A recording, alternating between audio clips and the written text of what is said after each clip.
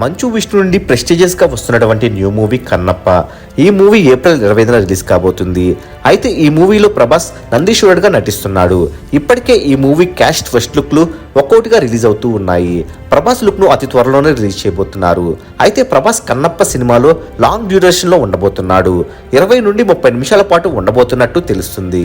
మరి ప్రభాస్ అభిమానులకు ఇదే నిజమైతే మంచు విష్ణు కెరీర్ లోనే ఫస్ట్ డే కలెక్షన్స్ ను డబుల్ ట్రిపుల్ చేయాలని భావిస్తున్నారు. ఇక ఇప్పటి వరకు సరైన హైప్ లేని కన్నప్ప సినిమాకు ప్రభాస్ లుక్ తో పెరిగే అవకాశాలు మెండుగా కనిపిస్తున్నాయి.